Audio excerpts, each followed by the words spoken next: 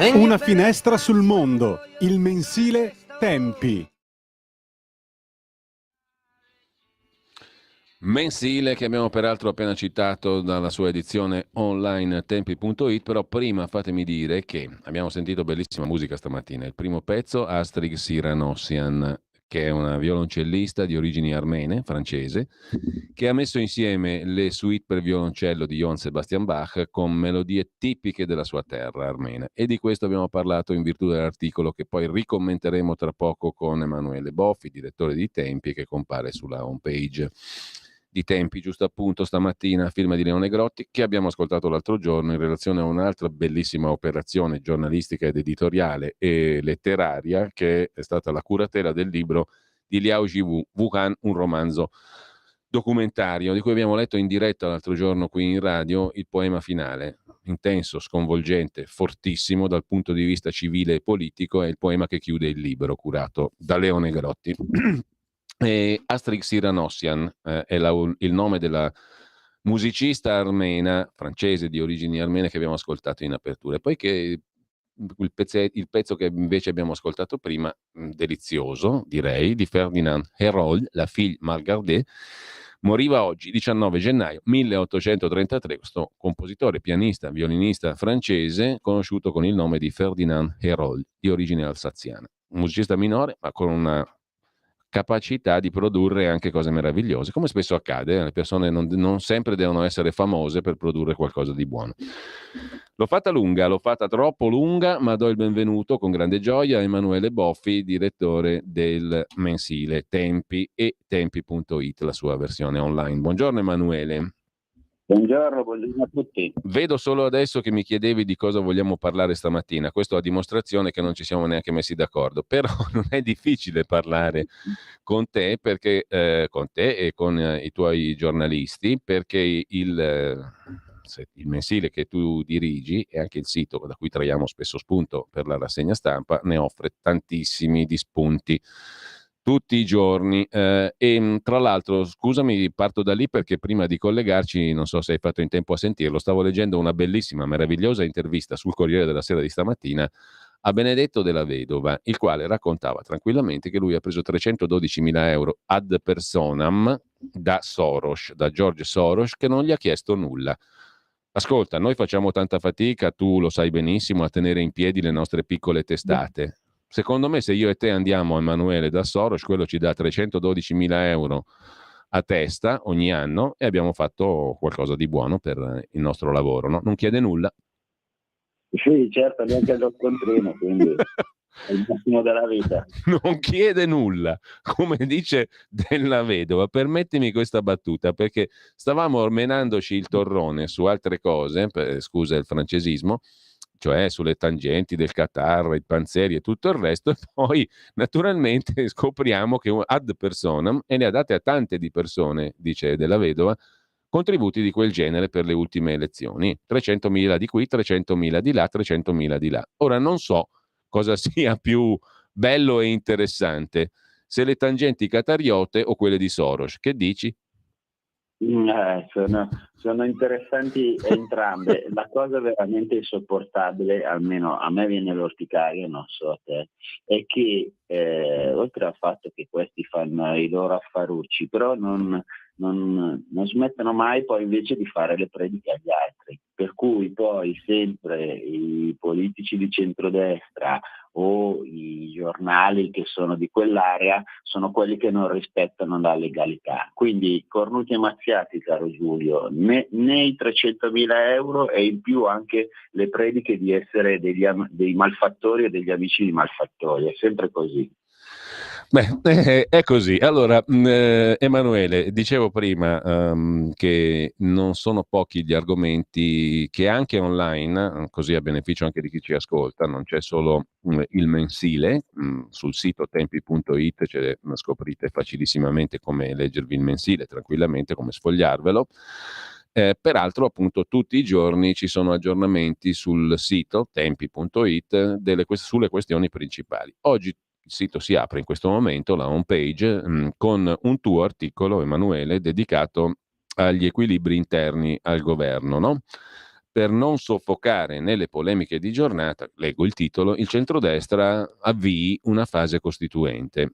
Arrestano Messina Denaro e parte la baruffa sulle intercettazioni. Per uscire da un gorgo mediatico giudiziario va rimessa mano alla Carta Costituzionale. Questo è il titolo soltanto, no? L'articolo poi lo possono leggere anche coloro che ci ascoltano, ma vogliamo un pochino discutere di questo, partire da qui, Emanuele, perché diciamo questo gorgo mediatico giudiziario? A proposito, stamattina abbiamo letto 2 interviste a Gianluca Savoini che di gorgo mediatico giudiziario politico direi che se ne intende dopo l'ultima vicenda che ha vissuto e l'archiviazione della sua indagine sui famosi soldi russi alla Lega, no? È una bufala colossale e Savoini la spiega benissimo, tutti i risvolti politico-giudiziari della sua vicenda in 2 interviste, una a Libero, una alla Verità. Domani mattina verrà qui in diretta, quindi ci facciamo una bella chiacchierata con lui dopo tanti anni. Ecco, detto questo, perché questo gorgo mediatico-giudiziario trova terreno fertile anche in un governo che insomma doveva essere alieno da tutti questi meccanismi, no? Perché si presta il fianco anche in ambiente governativo a queste cose qua? Sì, perché è il grande errore che ormai noi non facciamo altro che ripetere, che esiste da 30 anni, dai tempi di Mani Pulite in poi. Cioè io ho preso spunto sia da questo episodio che racconti tu, appunto, l'inchiesta sulla Lega, sulla visita di Matteo Salvini a Mosca che è finita in nulla, sia anche dal recente arresto di Matteo Messina Denaro. L'aspetto che mi ha colpito nel caso di Messina Denaro è stato che dopo l'arresto di questo boss mafioso, che dovrebbe essere una cosa che rende felici tutti, centrodestra, centrosinistra, la lotta alla mafia non è che è una questione partitica, no? Cioè è un nemico comune di tutti.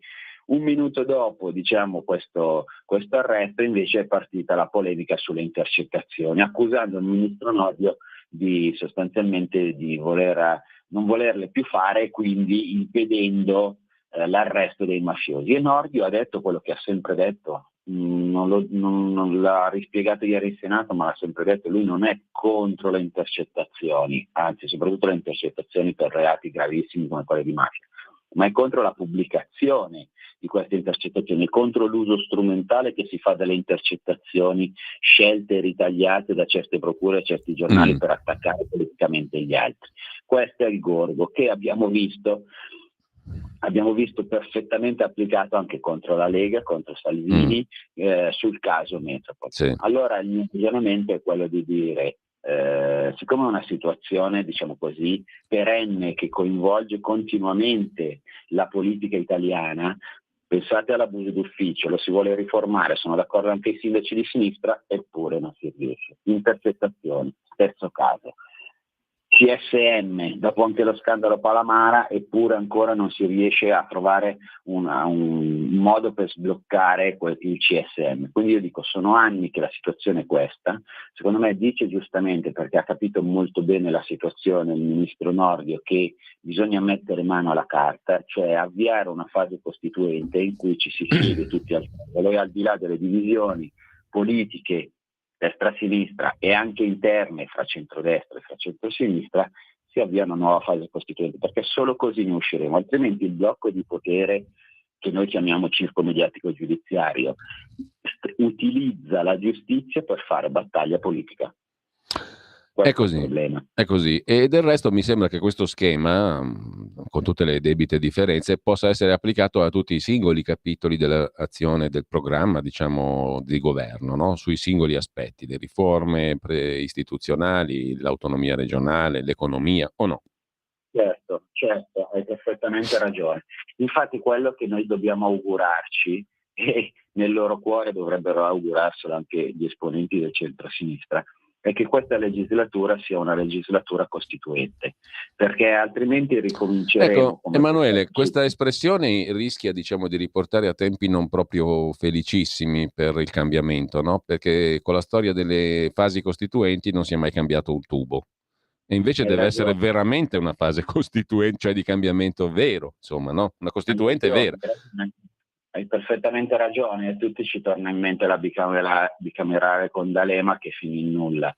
Però è anche vero che se noi non affrontiamo la questione, cioè se noi non prendiamo il toro dalle corna, noi non ne usciremo mai, e il rischio è quello di ripetere situazioni che si sono ripetute, che conosciamo bene negli ultimi anni, e cioè che dopo un governo a un certo punto viene abbattuto per una qualsiasi inchiesta giudiziaria, e a un certo punto dobbiamo nominare il solito commissario, si chiami una volta Mario Monti, si chiami Mario Draghi, per mettere a posto le cose che noi non riusciamo a mettere a posto. Invece serve, questo è il mio pallino da sempre, un'iniziativa politica vera, sostenuta, quindi vuol dire politica, vuol dire anche aperta, con capacità di coinvolgere anche l'opposizione. L'opposizione in Italia non è lì soltanto per contestare il governo, ma anche per aiutarlo a trovare soluzioni condivise per il bene di tutti. Questo dovrebbe essere lo spirito, diciamo, con cui affrontiamo le cose. Purtroppo, come ho segnalato anche in questo articolo, sembra che questo spirito non ci sia per nulla. Ecco. E altro tema, è sempre in home page su tempi.it. Vi ricordo anche, se non sbaglio Emanuele, che ci si può abbonare al mensile, è facilissimo farlo, basta andare sul sito, con un'offerta particolare fino al 31 gennaio, no? Dici giusto, sì, un piccolo sconto per chi entro la fine del mese si abbona, l'abbiamo previsto. Bene, allora fatelo, perché è una fonte di informazione, di approfondimento utilissima, lo dico in maniera del tutto spassionata, anche perché non corre nessun rapporto di carattere economico tra di noi, vero Emanuele? Io pensavo che tu fossi il mio Soros, ma tu non mi dai esatto, tanto per tornare a Della Vedova.